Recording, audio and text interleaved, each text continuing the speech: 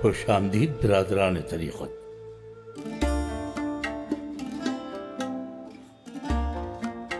بہنوں کو بھی خوش آمدید.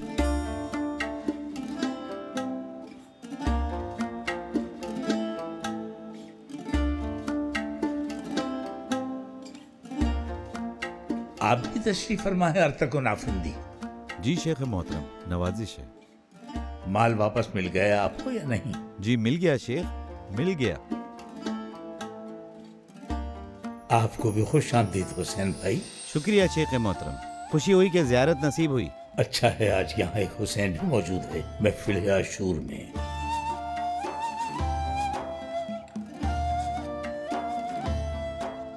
آپ اتنی دور کیوں تشریف فرما ہے طبیب افندی؟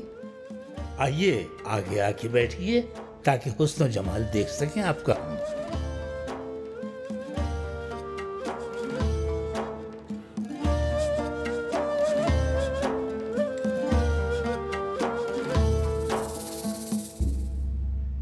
طبیبوں کا تو بھائی خیال کرنا پڑتا ہے. طبیب حضرات اسرائیل کے وکیل ہوتے ہیں.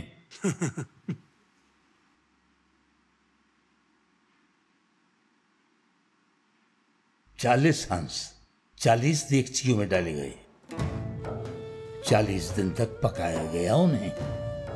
کس لیے؟ چونکہ نفس نہ مرا تو تربیت کیسے ہوگی؟ ہنس نفس کی مثال ہے دنیا کے اس عجائب خانے میں. خوب کھاتا ہے، آرام کرتا ہے، ہر شے زیادہ چاہیے اسے لطف و لذت کے لیے. دنیا کے جو بھی مزے ہیں ان کی دھن میں لگا رہتا ہے ہنس. تو بھائیو، ہم سب کو نفس مارنا ہوگا، آگ پر رکھنا ہوگا، تبھی نفس مرے گا. عاشورے کے کھانے میں 40 قسم کے لوازمات ڈالے جاتے ہیں اور دیر تک پکاتے ہیں اسے. 40 نیکیوں کی تشبیہ کے طور پر.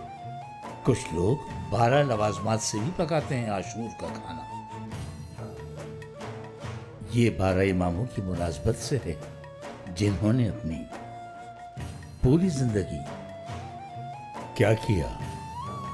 توحید کا پیغام پھیلایا.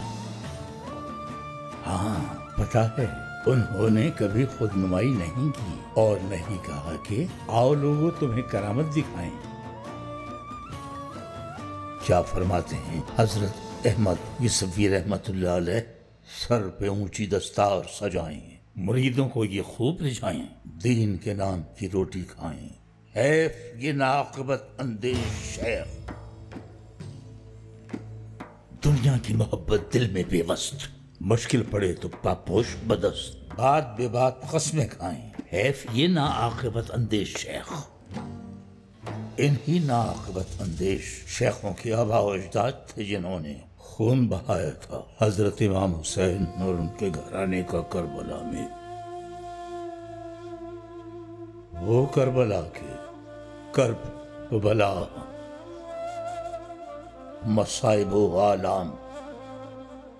حالانکہ انہیں تو اللہ کے رسول نے پہلے ہی بتا دیا تھا کہ یہ عظیم سانحہ ہوگا.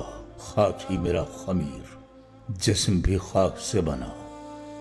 اللہ کے پاس پہنچنے کے لیے روح میری مشتاق ہے. ہر شے اسی خالق باری کے پاس پہنچتی ہے. کیسی شاعری کر گئے پیر احمد یسوی. کربلا کی سرزمین پہنچنے پر اپنے ایک ساتھی سے مخاطب ہوئے. پوچھا، امام حسین علیہ السلام نے یہ کون سا مقام ہے؟ اس علاقے کا نام کیا ہے؟ ساتھی نے جواب دیا، کربلا کہتے ہیں اسے. یہ جواب سنا تو حضرت امام حسین اپنی سواری سے اتر آئے. نم آنکھوں کے ساتھ بولے، اے میرے رب، میں کرب و بلا سے تیری پناہ مانگتا ہوں. پھر ساتھیوں کو بتایا، یہی وہ جگہ ہے جہاں ہمارا خون ناحق بہایا جائے گا. ظالموں نے حق کو ختم کرنے کی کوشش کی، لیکن وہ تو خود بے تاب تھے. توحید کے سرچشمے تک پہنچنا